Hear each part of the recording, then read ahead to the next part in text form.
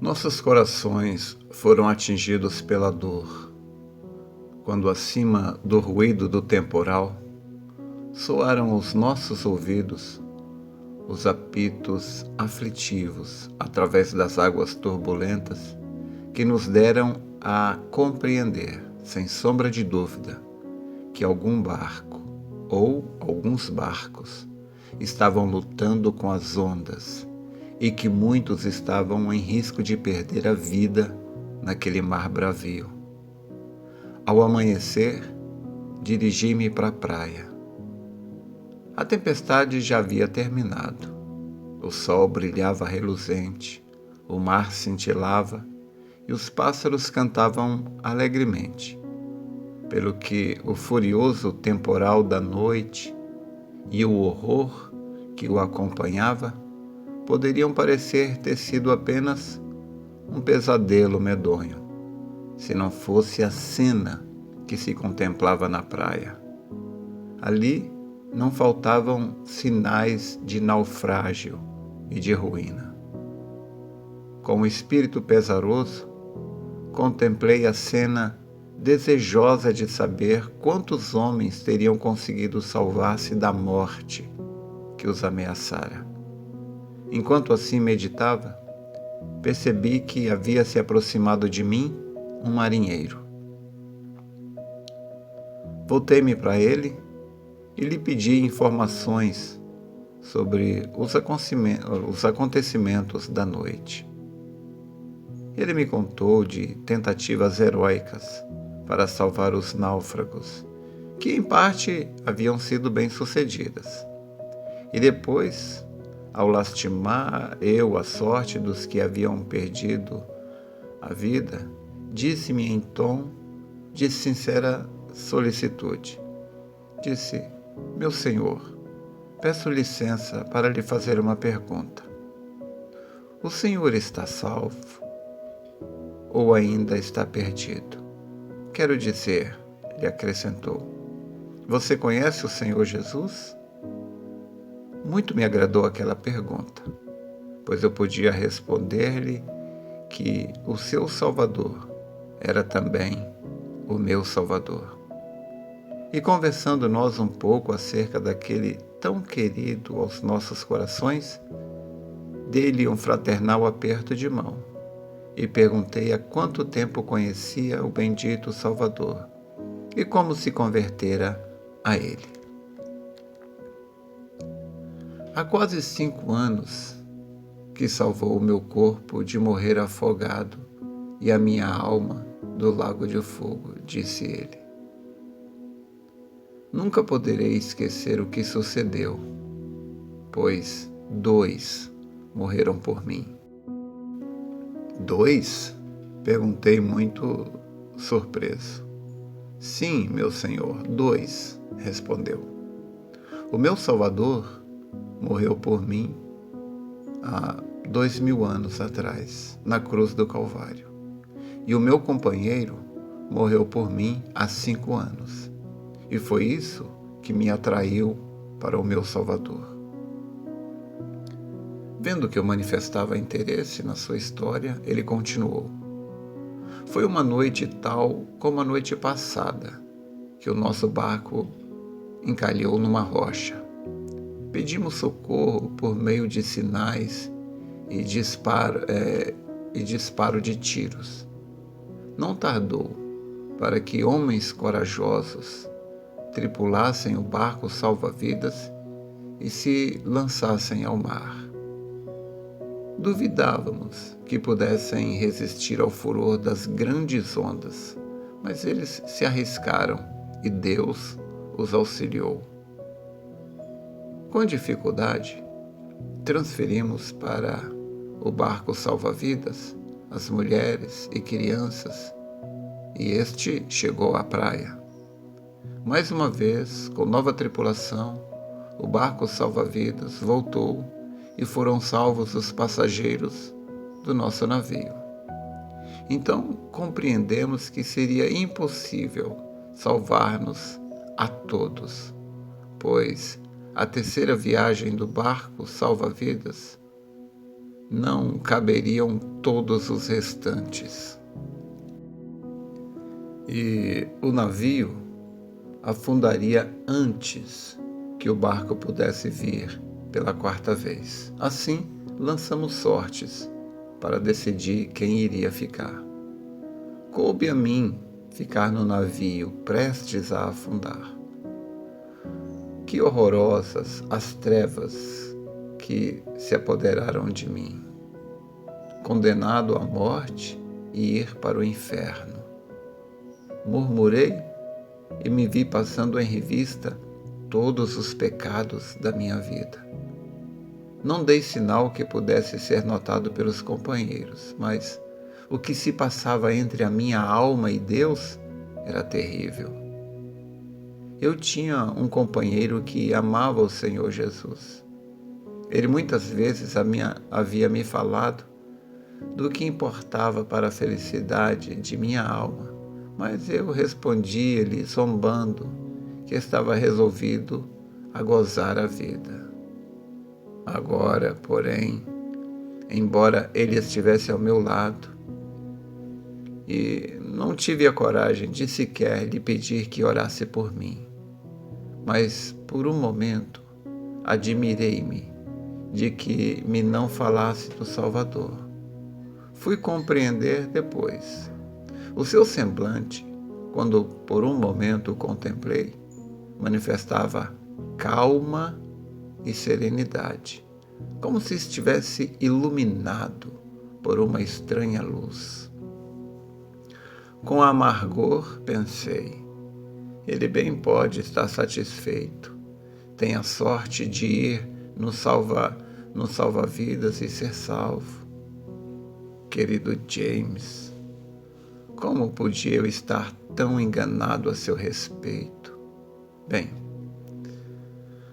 o salva-vidas aproximou-se de novo, e um após outro embarcaram nele. Os homens a quem tocara a sorte.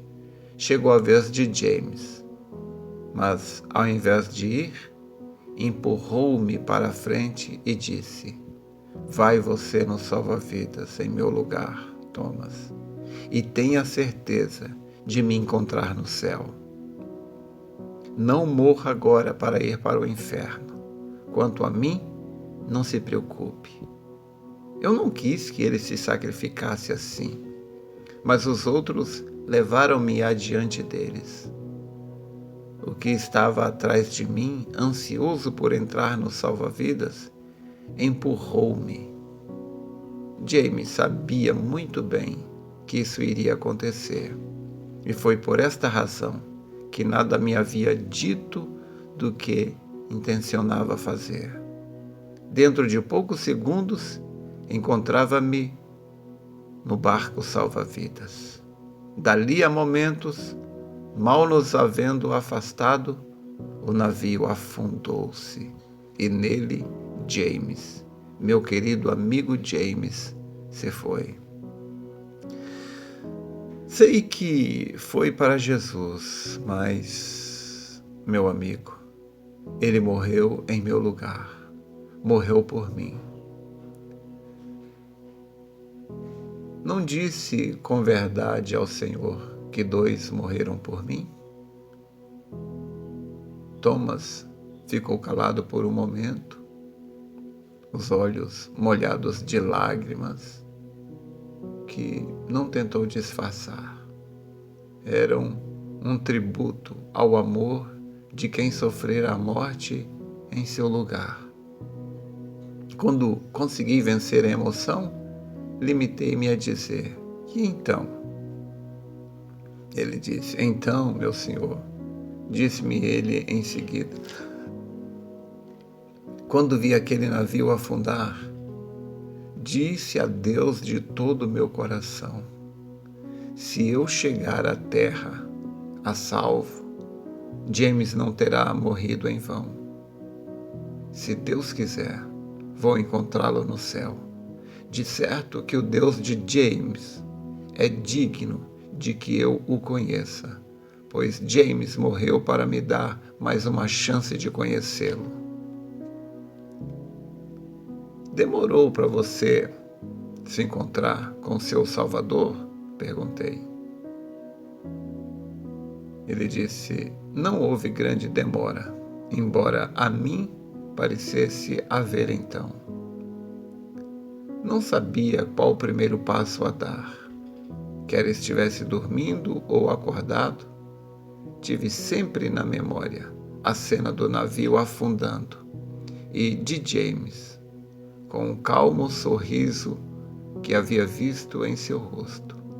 A recordação não me abandonava nunca. A princípio, pensava mais em James do que no Senhor. Depois, lembrei-me de que deveria adquirir uma Bíblia, pois tinha visto James muitas vezes lendo este livro que ele tanto amava. E antes de começar a ler, fiz uma pequena oração. Eu era muito ignorante. O que contei ao Senhor, e contei também que não conhecia o caminho para o céu.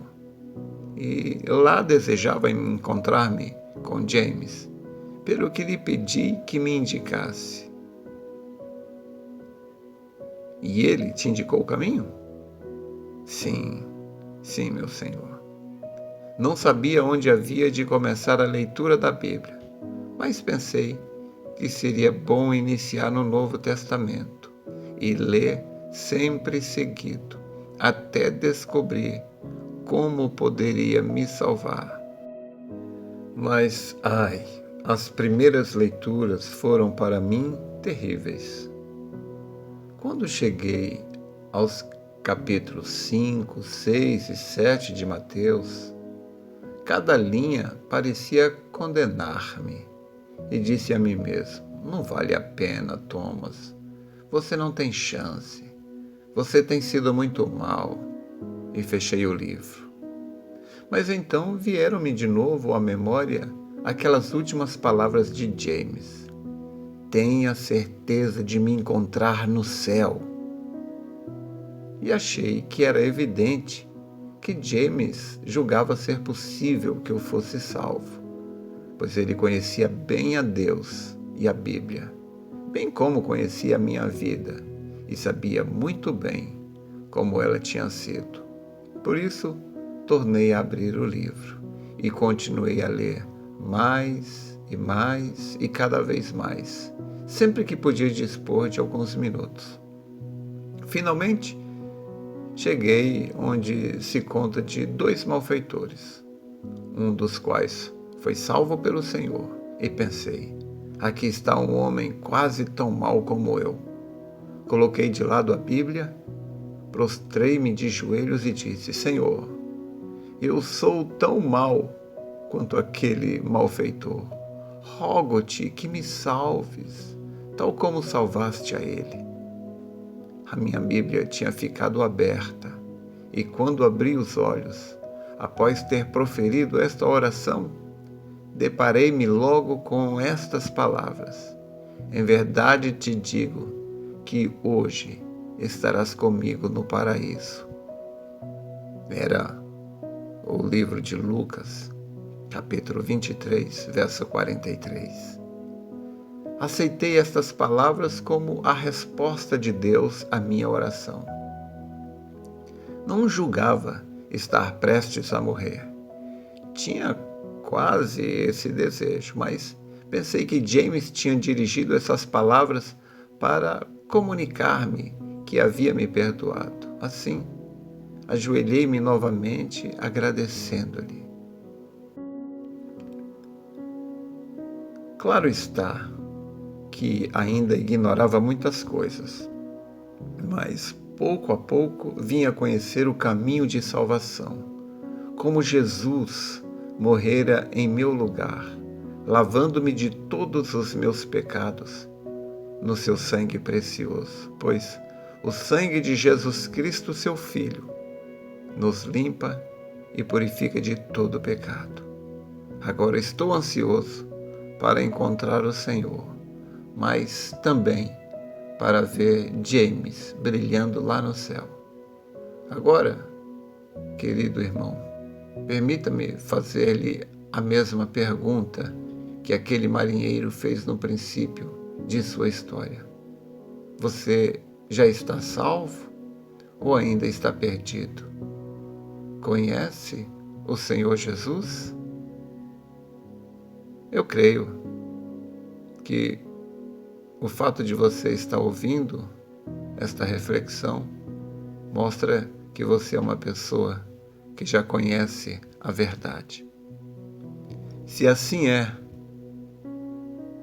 dobre os joelhos agora, feche os olhos e agradeça a Deus, porque você poderia ser como